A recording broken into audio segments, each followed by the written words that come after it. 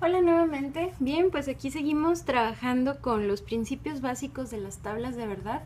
Este es nuestro primer método de deducción y en este momento nos corresponde trabajar la tabla del operador condicional.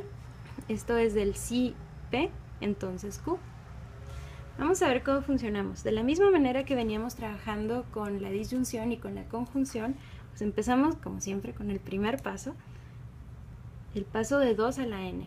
Entonces vamos a contar si n es el número de variables, y aquí tengo dos variables, entonces yo puedo sustituir de esta manera, por lo tanto voy a tener 4 casos, voy a listar en 4 ocasiones los valores para lograr una combinación exhaustiva. Y esos 4 casos me van a permitir listar valores de acuerdo a la convención falso, falso, verdadero, falso, verdadero, falso. Y aquí viene lo nuevo. Computar o resolver acorde al operador. Y esto es lo novedoso, ¿no? ¿Cómo funciona el operador, el si entonces o el condicional material? ¿De qué manera funciona? Bueno, pues aquí tenemos un funcionamiento un poquito distinto a la conjunción o a la disyunción. Y bueno, pues el condicional material solo es falso en el segundo caso. En este caso será falso. Es decir, solamente es falso cuando el antecedente es verdadero y el consecuente es falso. Y todos los demás casos serán verdaderos. Vamos a ver cómo funciona esto. Digamos que en este ejemplo yo tengo en lenguaje natural P es si sube la marea,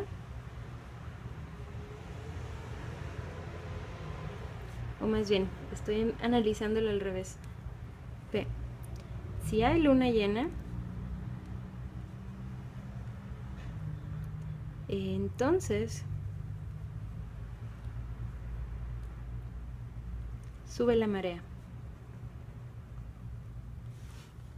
Lo ponemos en lenguaje natural para imaginarnos esta situación, para ver por qué es que esta regla aplica nada más en el segundo caso, ¿no? Vamos a ver qué pasa.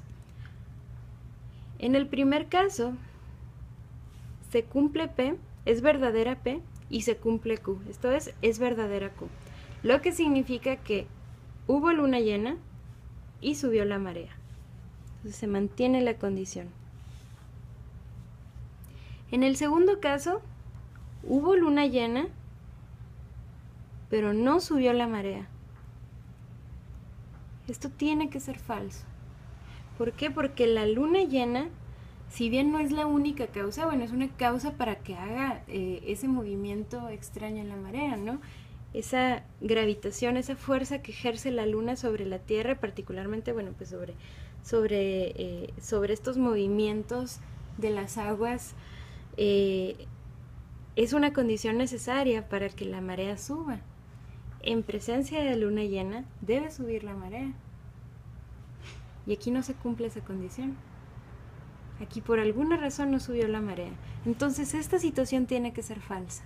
No puede ser verdadera. No existe un mundo posible en el cual sea verdadera. Esa es la idea. Ahora, en el tercer caso tenemos la cuestión inversa, ¿no?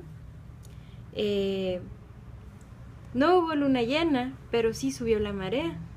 Entonces aquí decimos, bueno, esto es verdadero porque la marea puede subir por otras razones, ¿no? A lo mejor hubo un cambio térmico y esto pues ocurre cada vez con mayor frecuencia, ¿no? Dado el factor del cambio climático. Llegan mareas frías y se mezclan con mareas calientes y cambian los movimientos y esto puede producir una alta en la marea. Entonces este caso es factible. En ausencia de luna llena, aún así puede subir la marea. Entonces decimos, esto es verdadero. Y este último caso también es verdadero porque no hubo luna llena y no subió la marea. Eso también puede pasar. Lo único que no debe pasar es el segundo caso. Es la única situación, es el único momento en que este operador arroja un valor falso. En el momento en el que el consecuente no obedece al antecedente. Ese es el único momento donde yo voy a tener un valor falso. Entonces, bueno, eso tal vez es lo más filosófico que vamos a manejar de momento. Hay mucho trabajo filosófico que analiza este segundo caso. ¿Por qué el segundo caso y no el tercero? ¿Qué hubiera pasado en un mundo donde la marea funciona de otra manera? Bien, son preguntas interesantísimas, pero de momento esta es la regla que vamos a utilizar para poder aplicar este tipo de sistema al análisis de validez y falsedad. Entonces, así se resuelve lo que es el condicional material o la regla del sí entonces. Ahora vamos a trabajar otros dos operadores. Vamos a trabajar lo que es el operador bicondicional, flechita para los dos lados. Nuevamente el primer paso es 2 a la n. Tengo dos variables, por lo tanto 2 a la 2 me van a arrojar 4 casos donde yo voy a listar mis valores. En virtud de estos 4 casos, tengo verdadero, verdadero, falso, falso, verdadero, falso, verdadero, falso. Ahora, ¿qué pasa si yo me equivoco y pongo estos valores al revés? Bueno, pues en realidad no pasa nada, solo vas a encontrar un poquito desacomodados los valores, pero pues la combinación se mantiene. Ahora, para evitar confusiones, es que nosotros tratamos de listar los valores de esta manera. Entonces, dale preferencia a esta conclusión, a esta construcción para poder apreciar claramente la misma resolución. Entonces, si bien te puedes poner en anarquía y hacer las cosas como tú quieras, es perfectamente factible, pero es posible que te confundas. Y aquí lo que queremos hacer es evitar confusiones. Entonces vamos a trabajar de esta manera, a manera de convención, para evitar más ambigüedades, ¿no? Eso es lo que queríamos hacer desde un principio, llegar al razonamiento correcto. Y esta es una guía, ¿no? Esta es otra manera de hacerlo. Ahora aquí llegamos a lo novedoso. Computar o resolver en virtud del operador. Y el operador bicondicional, pues es muy noble, es muy sencillo. El bicondicional es verdadero cuando los dos valores son verdaderos o cuando los dos valores son falsos. Es bicondicional, tienen que ocurrir los dos lados de la misma manera, ¿no? Entonces vamos a ver cómo funciona esta regla. Verdadero, verdadero, verdadero. ¿Por qué? Porque los dos son verdaderos. Entonces verdadero cuando los dos son verdaderos. Verdadero y falso, falso. ¿Por qué? Porque tienen que ser los dos verdaderos o los dos falsos. Falso, verdadero, falso. Falso, falso, verdadero. Vamos a ponerlo de otra forma. Utilizamos en otro episodio el ejemplo de mi gatito. Zeus comerá la tita. Sí y solo sí. Zeus se porta bien. Al momento que come la tita significa que se portó bien, y si se porta bien yo tengo que automáticamente darle una latita. Esa es la idea. Entonces, ¿qué pasa?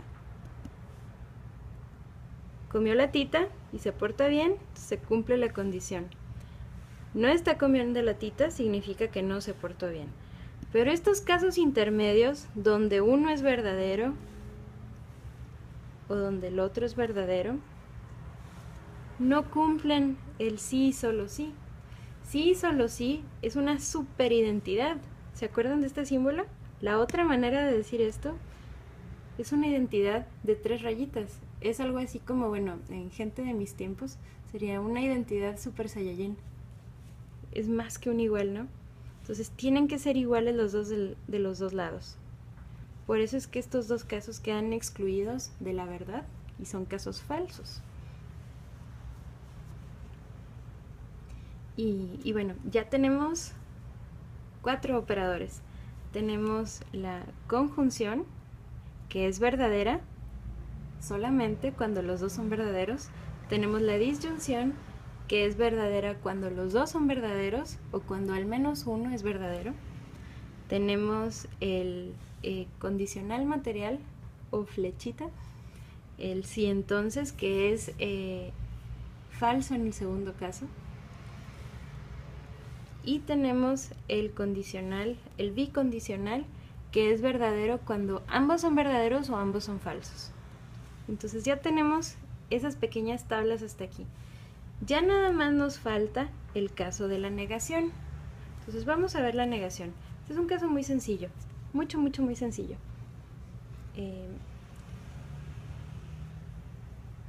Entonces digamos que yo tengo P. Vamos a resolver P. Aquí vamos a tener un caso distinto. Empezamos con 2 a la n. ¿Cuántas variables tengo? Una. Nada más tengo una.